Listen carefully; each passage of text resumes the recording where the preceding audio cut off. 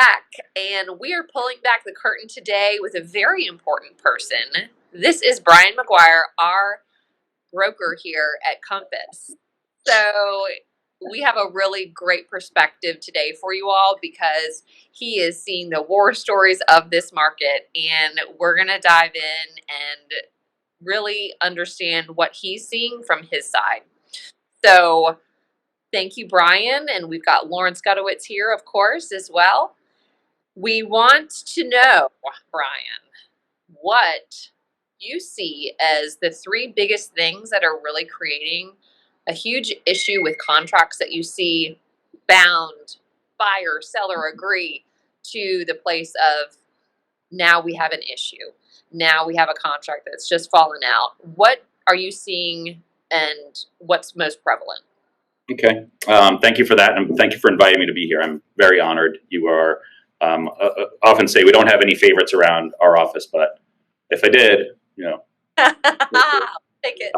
But that being said, I think, it's driving the frenzy of the market is the lack of inventory that we've probably all heard of on the news.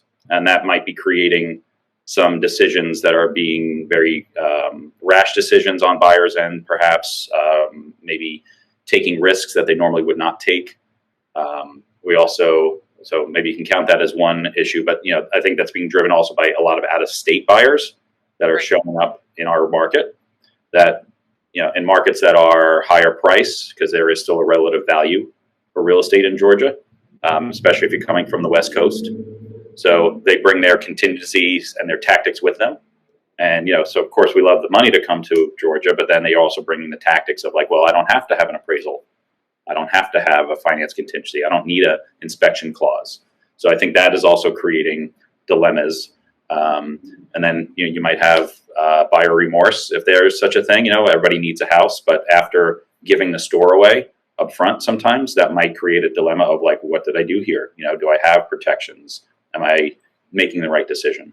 I think Lauren and I both are seeing a lot of that, where people are getting very caught up in this race to just find something, right? And we always advise our clients, listen, at the end of the day, you got to know this is the right place for you, and you've got to know it's the right place for you for many years to come. And we always say, yes, we need to move quickly, but let's do all of our due diligence up front in regard to information gathering as much as possible, so that we're not caught in that rat race and then stuck with a product where we say, ooh, what did we just get for you?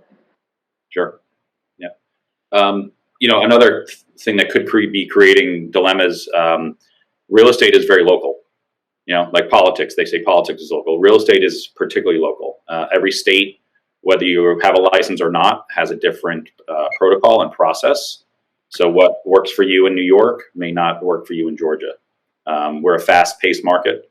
We call it a buyer beware state, meaning that the buyer, just that, buyer beware. You have to do your upfront due diligence.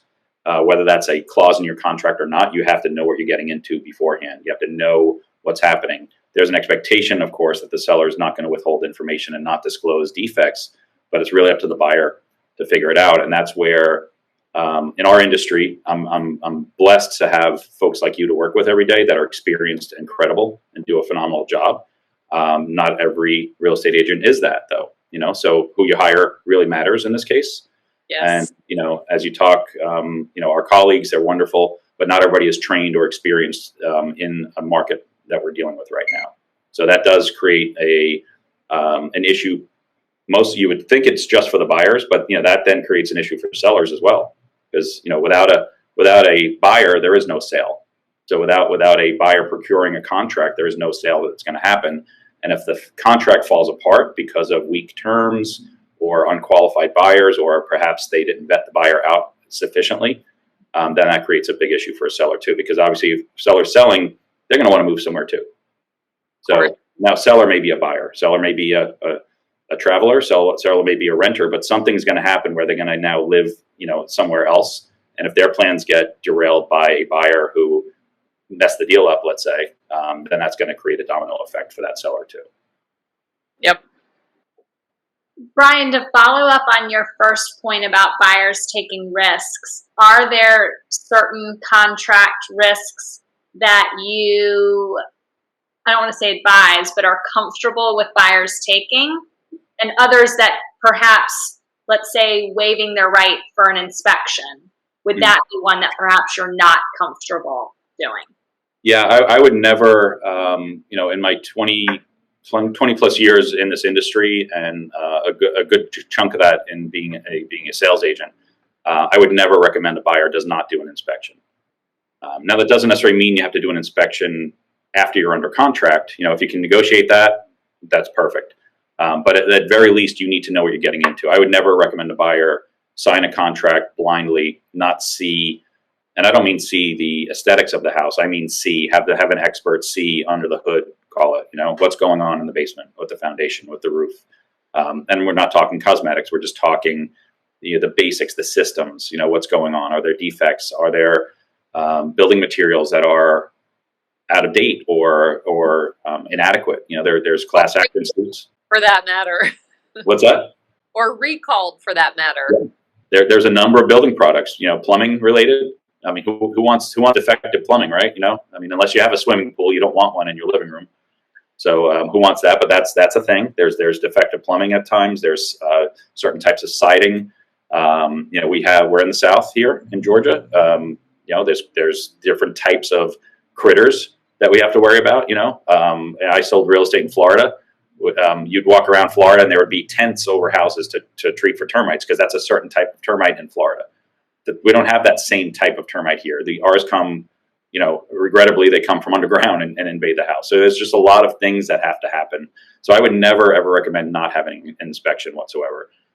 What I would condone sometimes, if the market is such and the buyer is motivated enough, perhaps there's an incentive to the seller to accept our contract. Maybe that's more money. That's money talks, right? Maybe it's the right terms. Maybe I'll let you stay in the house for a number of days or weeks after the closing, so you can then procure your next home.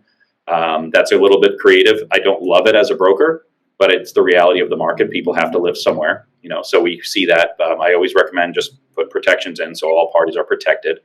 My negotiation style, I'm not a win-lose person. I think it can be a win-win. It's just finding that balance with your broker where you know what the win-win's going to be. The other thing would be creative financing, making sure financing is solid. Well, on that point, I was just about to say, Lauren and I both have found a lot of success in using two of our trusted lenders to go ahead and pre-approve our buyers up front, so that our offer is stronger, and really positioning our offer so that the seller understands and knows, hey, these people are good to go. All of their documents, their credit, their income, all of that has been reviewed already and already gone to underwriting. So we've had two great lenders that have really partnered with us on that front, and hopefully you think that that's still acceptable as well. It is, and I'll take to expand on that. Obviously the buyer, most buyers are going to have a broker that they're working with. That broker will present an offer to you as the listing agent. What happens after that point, though, is very critical in the process as well, because I can go online right now and apply for a loan and get a pre-approval spit out by, and I won't name the company. I don't want to slam any particular company out there, but I can go very quickly and get a pre-approval letter, a pre-qualification letter, and that's in theory. I can qualify for X number of dollars to buy a house. Right. They have not seen my bank statement. They have not seen my tax returns. They don't know if I even filed my tax returns. They have no idea, because I'm not applied for the loan. I'm not underwritten for the loan. So one of the best things I think, and I see you folks do, is you vet out the buyers that are being presented by somebody else to you, so your seller can make the best decision. Like that loan officer that is attached to the pre-qualification letter that may be attached to your offer, they deserve a phone call. They need a phone call. You need to know, are they qualified, or is this just kind of a theory that we have here? Have they done their taxes? Have they sent you their taxes? Do you answer your phone? That's the other great thing for loan officers. Do you actually pick up your phone? Because if they don't do it on offer day, then it might get a little tougher come closing day. Just to flip that, when we are representing sellers, I mean, I know Lauren does too. We both, that's probably the first phone call that we make is to the lender attached to that buyer. And to your point, Brian, if they're not even answering their phone, text, or email, and it's taking them over a day, we know we've already got a problem. Red flag. Yeah. And advise our seller, hey, this may not be our buyer. Yeah. I mean, the buyer obviously has a lot of emotions on the line, but the lending institution has the most finances on the line in the transaction. That's at the end of the day, that's how the dynamic is. Unless you have a cash buyer, which is wonderful, but 90% of the time there's going to be a loan on a house, and if that lender is not on board, and that's one person we're dealing with as a loan officer. There's a whole department of people that have to go and approve this file. There's an underwriter that has to look at it. There's lots of scrutiny, obviously, and it's a good thing. I was in real estate during the massive downturn from 2007 through, depends on who you ask, but somewhere around 2010 or 11. And had we had better lending guidelines back then, it may not have been such a deep dive in the market that we experienced back then, because of just poor quality lending practices. So I think we're past that now. We have better lending practices, but that means much more scrutiny though up front. And I love the internet. Technology is wonderful, but like it could spit out literally a letter in 5 minutes, and it's not a really qualified under the hood kind of. Is this a true qualification letter? It's just a theoretical. Your income qualifies you to get this, and your credit looks good.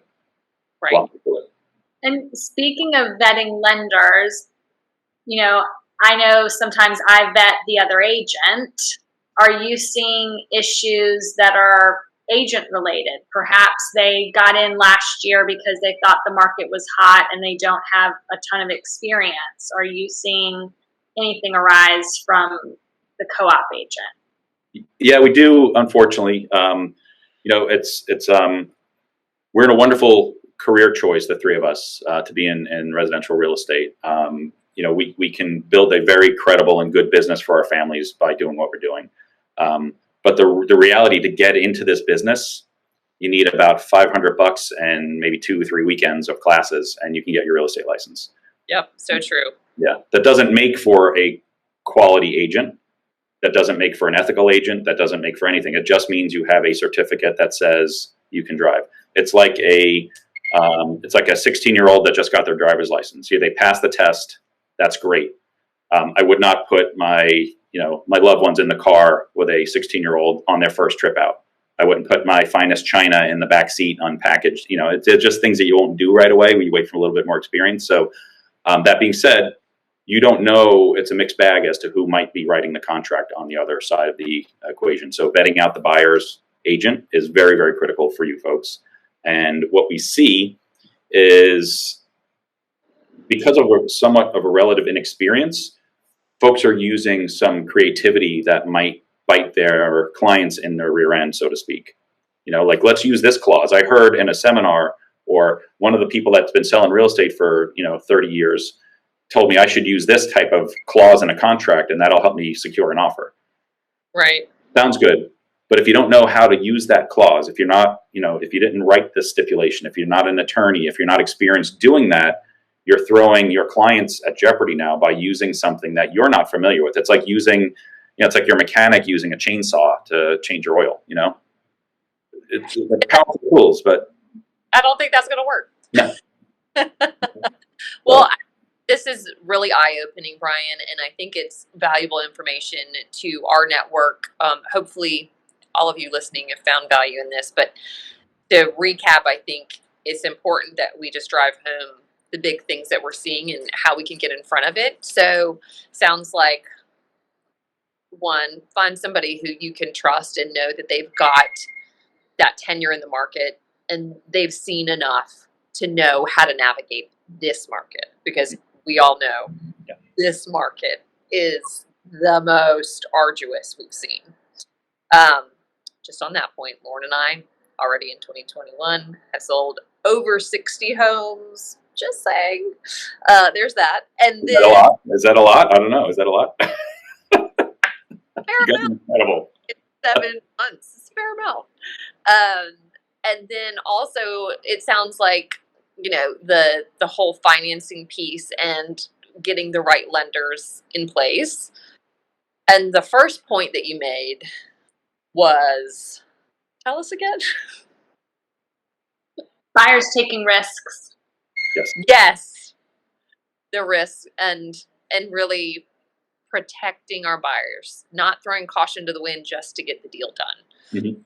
Having balance. patient, Yep. to have those checks and balances so that we're still getting the deal done. Yes, because that's obviously its own issue at this point, but Yeah. to protecting them to a place where it's still a protected purchase. Sure. You don't want to wake up with cold sweats every night after the closing date and wonder, did I make the right choice here? Things happen over time. They may need to sell the property if they don't have the time and the ability to let the market ride out and appreciate. You can look at a graph from 20 years ago. It's going this way. Real estate is always going to go that way. At times it'll go this way. Can you see that? Yeah. At times it'll go down, but there will be blips on the radar. It's like there's a cycle. But it's always over time is going to go up. It's just a matter of how much time are we talking about. Somebody who overextends themselves today and needs to sell in a year and a half, they might have an issue. We don't know. Crystal ball has not been invented yet for real estate agents, so we don't actually know where the market is heading. But we do have some indicators that rates are good, inventory's low, construction's coming back. That's a good sign for the market. If you got to sell, it's a good time to sell. Let's just make sure you got the right person behind you. Absolutely. Thank you, Brian. You're always a font of knowledge, and we have loved this time, and we hope this has been super valuable for all of our folks too. I hope so too, and I would be honored to come back again if you think I did a good job. So invite me back. Yo, you're getting it.